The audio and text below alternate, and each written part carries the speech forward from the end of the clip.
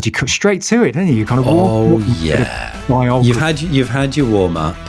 How fucked is it? Very aware that the best part of 40% of the industry, particularly on the creative side, are out of work and displaced. So it's pretty fucked. But I don't think it's the horror show that everybody's painting it out to be. How did you get into the visual effects industry? Because you're not a VFX artist. No. So traditionally, I've come up through people roles and bounced around lots of different roles. I always wanted to be a freelance illustrator. All I ever wanted to be was just draw pictures for a living since I was 3-4 years old. And I moved to London in 97. After graduating, I took a bar job. And all I wanted to do was work in a cool bar when I moved to London. I went work in a cool bar, couldn't get a job in a cool bar. Yeah. So I ended up working for Sainsbury's. Other supermarkets are available, again. Open to sponsorship, always. I worked in a HR job. I fell into this personnel job where I was training people. So I was doing inductions for anybody who worked there, from shelf stackers to managers, mid-level managers to trolley pushers. I was there every Saturday doing the induction and doing a bit of recruitment in the week, and realised that I couldn't sustain that because I didn't want to work in retail anymore. I'd done that for many years when I was a student, right? Exactly. And I decided to pursue a career where I could take the people skills I'd developed, but work in an exciting industry. And as a young creative, I sniffed around and I was lucky enough to get a job working in commercial radio. I worked for what was called GCAP Media, which is now Global Radio. So I worked in a HR role, but supporting XFM and Capital Radio and Choice and all these regional radio stations. It was super fun. Did that for a period of about 3 years, and then took voluntary redundancy when Global took over, and took a role at Channel 4. So I worked in TV, worked in telly for about 7 years. And that's when I really got into the people kind of youth engagement outreach work. So I used to do some internal learning and development, got out of the kind of HR kind of role.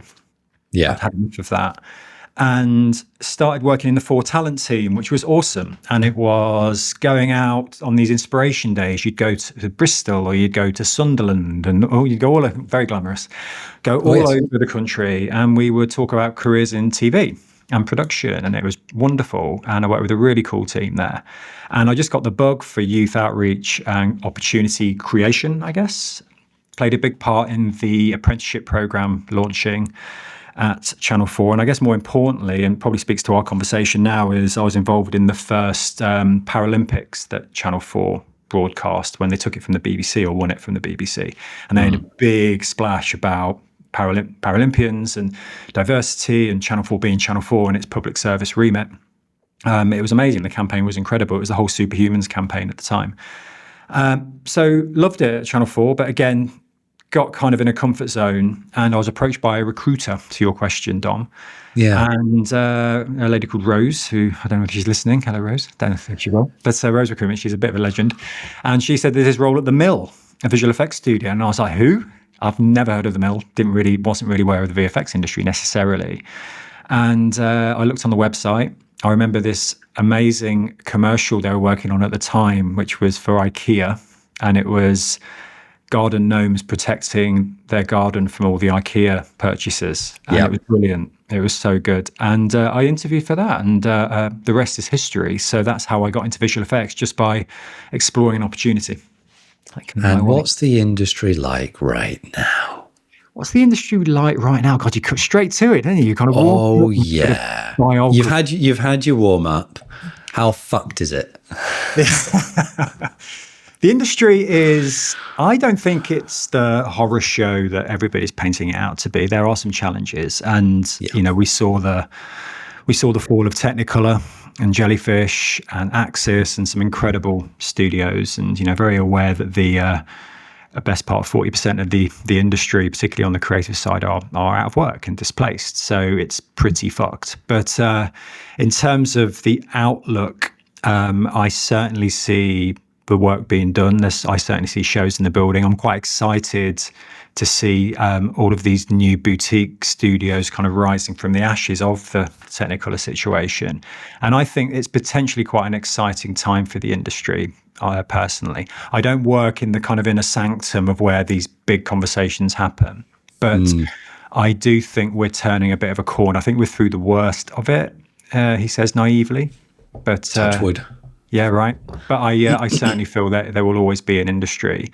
I just think it's going to operate a little bit differently. I think that's a running theme with a lot of the conversations I've been having with VFX artists and people who are connected to the business, both on and off this show.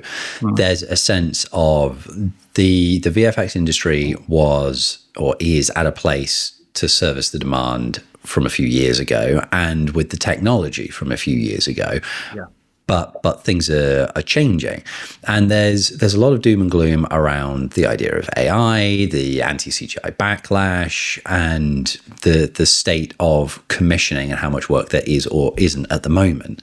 But looking to the future of it all, it doesn't have to be miserable. And I think the key to all of that is focusing on people coming into the industry. It's focusing on young people who might not know it's a career opportunity or might have something completely new to add or a different way of doing things. And the work that you guys do at Access VFX is figuring out a lot of that and building those opportunities. So how are you positioning the state of the industry at the moment with kids coming out of school and college? Well, we're still running events that celebrate the connection between being a true artist, like true creativity, true craft, and how it relates to tech and careers in STEM or STEAM. And when we did an event actually recently, I would argue our greatest event. I mean, I know, Dom, you were there at the start back in 2017, and we played a big part in the work we did at the Skills Show at the NEC. When I was young and enthusiastic. Exactly. Yeah, shell of a man now, aren't we? Oh, yeah. But we did an event at the Big Bang Fair at the NEC. We were able to do it. I should shout out Amy Backwell at ILM, who gave us the opportunity, because originally they offered it to ILM, and they actually gave us, or we negotiated 2 kind of free days to exhibit at Big Bang because we couldn't afford to go. Otherwise, it would have cost us best part of £4,000 to go, and we don't have that kind of money. So thankfully, due to that conversation, we got to go for 2 days, and we got a team together. And I should shout out another Amy, running theme, Amy Smith at Framestore, who I was talking to her about the event. And one of the conditions of having the free 2 days, was to have something for the young people to do. So those of you that don't know the Big Bang Fair, it attracts young people as young as 11, all the way through to kind of 16, 17. And it's coach loads of kids. 40,000 school kids come through that event looking at kind of careers in STEM and STEAM, And Amy came up with this idea where we get the young people to make something using clay, using plasticine. So a character, a model, a creature, a flower, a cactus, whatever works.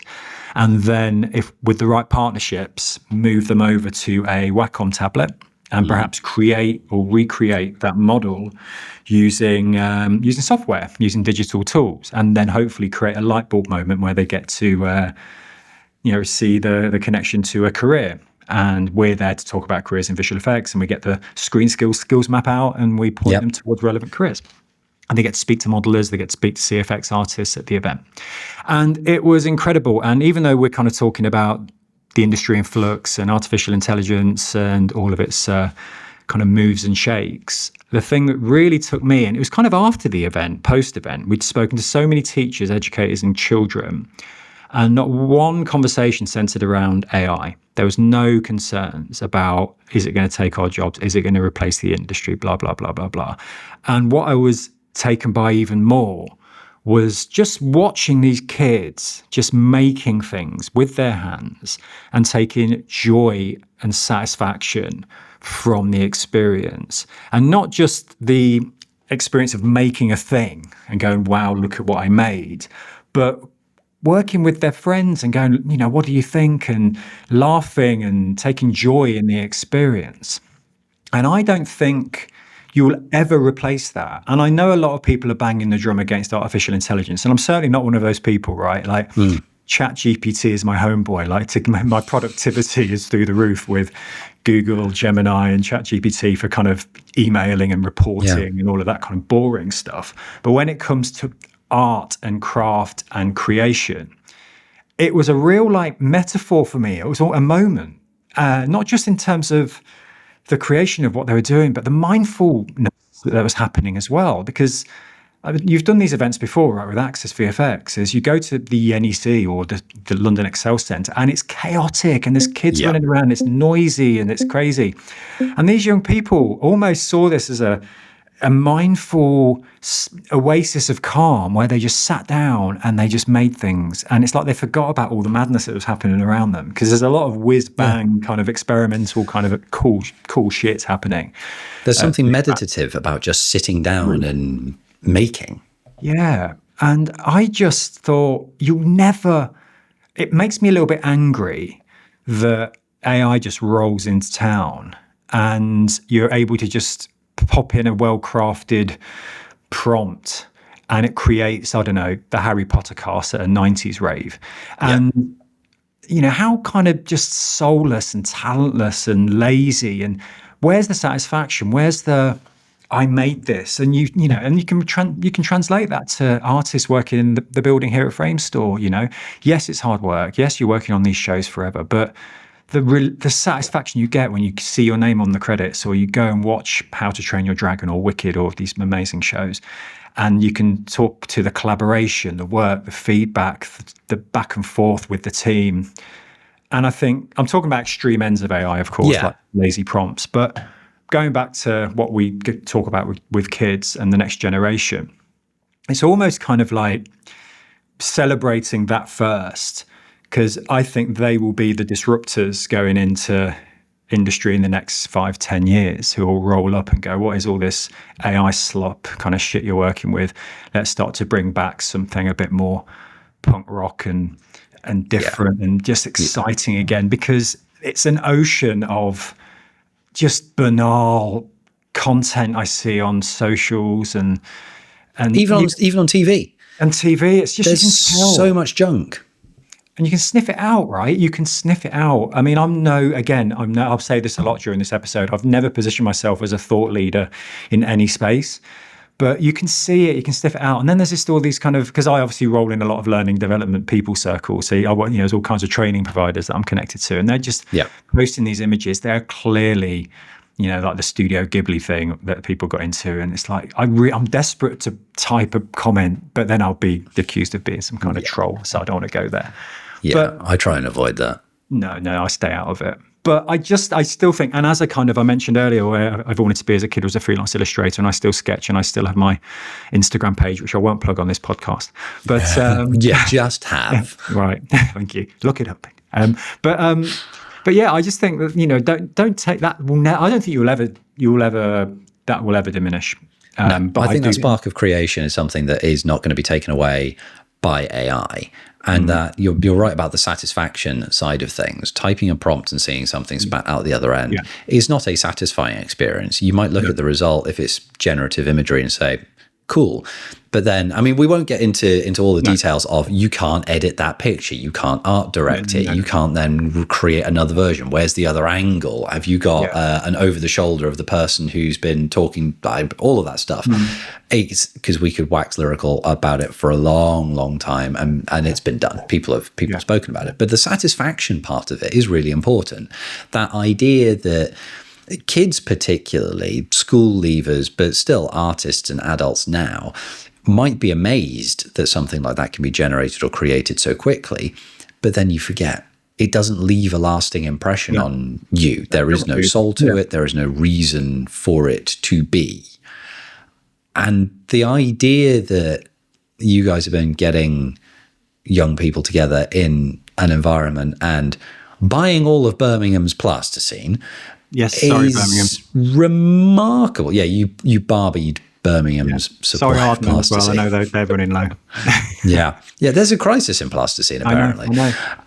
It's a drama. But it fills me with a little bit of hope and encouragement that there's a group of young people coming up who will, I hope, go down that disruptor route and say, the way you're doing things now is fucking stupid. And there's a better way. There's more interesting stuff. Like I was speaking to someone a little while ago, and we were talking about how a lot of Gen Z is calling out for more analog experiences. On some of the first episodes of this show, we were talking to an artist who was saying that in the world of AI and digital, he thinks there'll be a resurgence of physical media, physical art. But and it's true. But is there a risk that there's a skills gap right now inside the industry and inside education, where people are so focused on technology and the efficiencies of the technology that we're missing a big bit of knowledge sharing?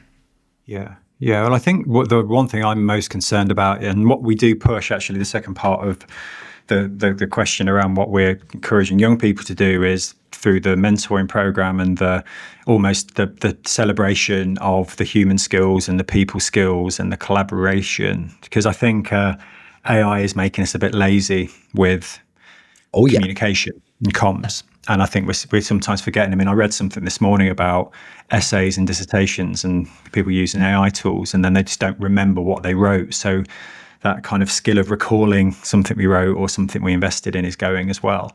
But the one thing that we do with the Axe VFX e-mentoring program, and actually to my point with the Big Bang event as well, is that not only celebrated creativity, but it celebrated working together and asking questions and collaborating and everything the industry's built on. I mean, I certainly think it is a 50-50 split, absolutely, between relationship skills and the technology and craft. I'm sorry, I thought I'd switched off all of my noises on my laptop there. I do apologise.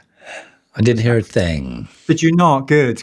No, I'll put in some sound effects and make it look like you'd look at something weird. Or something. So I think, I hope I'm answering your question, Dom, is it's that they're the skills that concern me, because I think without those interaction skills, then I think the industry is in real trouble. And because, I say this all the time, you've only got to look at the credits at the end of any big show or any small show. And you see the cast and you see the carpenters and the plasterers, and you get to the VFX crews, and it is just a massive names. And those names have to collaborate and work together and listen to each other and support each other and get people through a huge undertaking, years of working on a show, a big movie, and people do often underestimate how much goes into creating the visual effects in a film or the animation in a film, and how many people there are involved, and how how they all have to talk to one another. They need interpersonal skills as well as the technical skills. The mentoring side's incredibly important.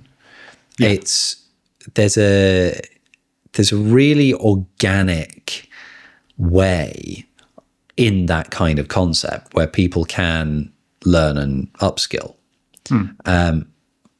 Talk us through a little bit about the way that your scheme works. How does mentorship in visual effects work? Not just for people who are coming into the industry, but people who are already in it.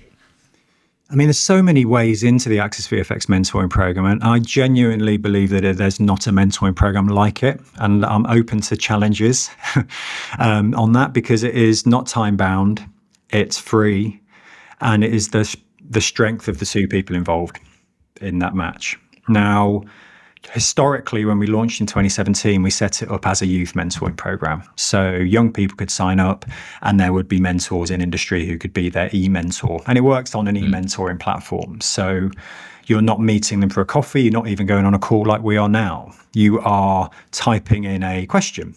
Hello, I'm so-and-so, I'm Simon. What do you think of this I've just done? Send. And then your mentor can come from anywhere in the world. If you're 13, 14 years plus, so we can mentor kids as young as 13, your mentor can come from any one of those countries. So talk about starting your network strong. You could be connected to you might want to be an animator, and you could get an animation mentor, somebody working on the next Pixar movie somewhere in LA or whatever, right? Super cool. So you're sending words to each other. And it's usually across time zones, so you don't have to be present like we are now. You're not going to have an exchange. You're just going to ask a question and your mentor will come back to you when they're good and ready. And it kind of works like that. Now, over the years, it's become both a supportive crutch for talent entering the industry, aspiring talent, so starting as young as 13 years old, or people who are in between work as well. And we're starting to see this lovely reverse mentoring experience that's starting to take place. Because we've always said we support industry and we support aspiring talent. They're our kind of two audiences.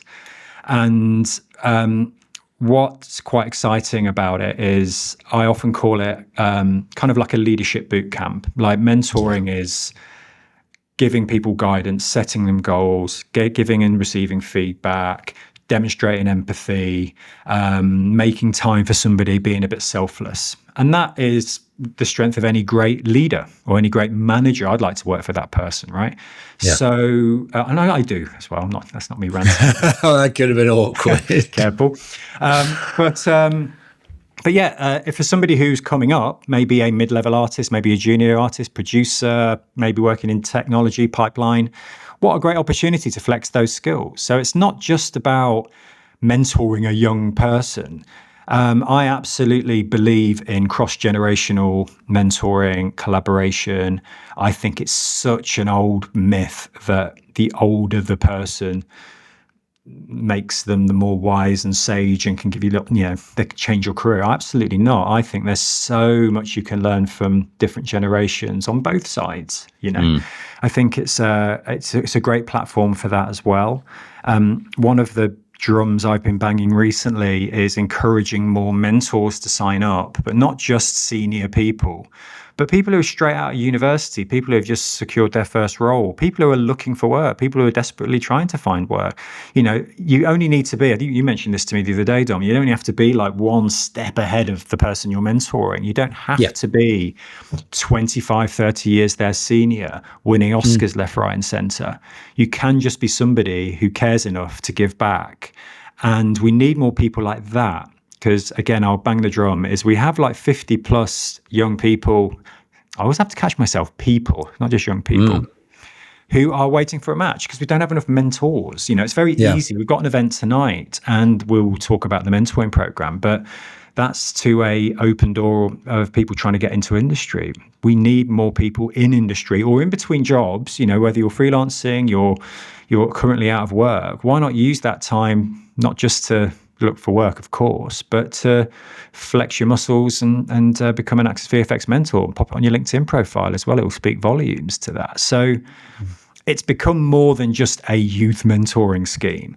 It's been running for 8 years now with our third party Prospella, sponsored by our good folk at Foundry. I should shout them out as well. It's an incredibly useful initiative for people, not just the aspiring talent among us. I think it's quite exciting, but we need more people. We need more people coming up. Well, this is it. I think there's a sense of the misconception that you have to be an old wizened human to be a mentor, and like you say, actually that's not true. You need to know one more thing than the person that you are mentoring, and it doesn't have to be one more thing about all things. It can be one more thing about 3D modeling. It can be one more thing about interpersonal relationships, but you might not have a clue. It's entirely possible that your mentee can mentor you in something else. There's an exchange of knowledge and skills. And the idea that a graduate can't be a mentor is, as you say, it's a fallacy. Like an 18-year-old, 19-year-old can probably mentor a 16-year-old about some things that are more close to them than a 50-year-old can, especially if that 50-year-old is an Oscar winner, because you're like, okay, this is a person I will stick on a pedestal, but I have nothing in common with you other than the fact that we're sharing the same species and air. Yeah. Beyond that, you're like, I'm so far removed from an Oscar winner. I have not the communication skills or the framework of language or articulation to bridge that gap. You kind of need someone closer to your age sometimes to fill in those bits of knowledge. And that person can be just as inspiring. Like a 20-year-old who is a junior modeler somewhere might be exactly the right person to talk to a 16-year-old who would like to be. Yeah. So we'll stick some links in the video description because that's one of the important things. One of the last things I wanted to touch on, and these episodes are going to have to get renamed. They can't be 10-minute Tuesdays anymore. They're never 10 minutes. But you mentioned the Foundry sponsor the mentorship scheme. You mentioned the event that you guys were at, and ILM donating some space to access VFX, and talked about people like Wacom, who I'm guessing show up with a bit of loan kit. That's great. Yeah, I mean, they're always great. Funding for what is essentially a charity organization, or getting support for these sorts of things, is ridiculously important, but ridiculously hard to secure. And as far as I understand, there are two ways that people get involved on that front. One is studios pay for memberships, and the other is that you guys get financial backing from other companies or whatever. But there's never enough, and it's so hard to get it. Like I'm finding it almost impossible to get sponsorship for this show, and I've got loads of lovely feedback for it. Like, come, please give. No, but how are you guys finding it? You obviously need more backing. Absolutely. I mean, it is. We're, as you rightly say, we're funded. Typically, the day-to-day of Access VFX is funded by membership. So we run a membership model. We have a tier for our big dogs, as I call them. So the DNEGs, the Framestores, the ILMs, the cine sites. Then there's the boutique studios who are 3-4 people, and then there's your kind of mid-level, who are maybe 50 plus headcount. So we tier it, and it's been frozen for years. We had the pandemic, so we thought we'd freeze it. We had the strikes, we thought we'd freeze it. The financial crisis, yada yada yada. The current climate now, the downturn. So we've not changed the structure, and that pays for email accounts and the Zoom that we use, or the platform we use for our podcast, and then there's kind of QuickBooks and all the kind of and that's stuff. Kind of about as far as it goes, and that is a pot that is dwindling. But we have we often, so Big Bang, for example, of course ILM suggested we do it as Access VFX, so we got kind of the 3 days, which was great. And then Johnny over at DNEG, he's one of our board members. He tapped up the unis, and Bournemouth Uni sponsored us or gave us some money to be able to cover things like travel and hotels and plasticine, of course, which was a massive, massive overhead. But really, that's about it. I mean, 3 years ago when we launched in Europe, Netflix helped us out with a bit of money. They didn't come on board as a member, but they were happy to kind of help out with paying for the legals, because one of the things when we set up a new chapter is we have to have the mentoring program in that territory. And to get that mentoring program off the ground, we have to do the legals around child safeguarding, because we want to mentor young people. So they supported us with that. So a lot of it tends to be cap in hand. We don't have the bandwidth. We don't have teams of bid writers to write long, laborious submissions. I do frustratingly just see the money always going to the same people or the same organizations. And to your point, Dom, like the amount of people, they always say, we love the work, what you're doing is so important. Yes, Access VFX, it stands for this and that, and equality and equity and diversity. And amazing. Thanks for the feedback. But to sustain it as a movement, and it is, I would argue, the only movement that I would say in the industry that stands for genuine change and diversity and inclusion. That's always been our core, at our core. Nobody really puts their money where their mouth is, if that makes sense. And I'm not ranting, it's not a complaint, but it is frustrating where I know there are pots of money out there, and we're not looking for millions here. I am. Can I have some millions? I know, I'll take millions, but we're just looking enough to sustain it as a movement, because it's volunteer led, me included. I don't draw a salary for any of the work I do for Access VFX, and nor should I, but it is a frustration. We've put requests in, we've asked for support. I mean, we struggle even to we spend the whole year trying to kind of chase up members for their membership a lot of the time. Like it's a challenge. It's a challenge. Yeah, I hope I've answered your question. I think and the time factor is an overhead, and there's a couple of things that I think start to become a problem. One is that the brands that have the money to invest and they have the schemes set up to invest in activities like Access VFX, they're focused elsewhere. And they either know about the organizations like yours and they've already committed elsewhere, so they can't recommit, or they aren't aware of Access VFX and they aren't aware of the good that you do and need to be made aware. And there's a marketing and PR activity in that there's a whole different kettle of fish that I won't get into. But there's a challenge, I suppose, in acknowledging and accepting how positive the influence of existing sponsors and existing members is. There's no denying that without people like Foundry, you couldn't do the mentorship scheme, and the mentorship scheme is incredibly important because there are mentees throughout VFX studios. They are everywhere from what I've seen. Oh God, yeah.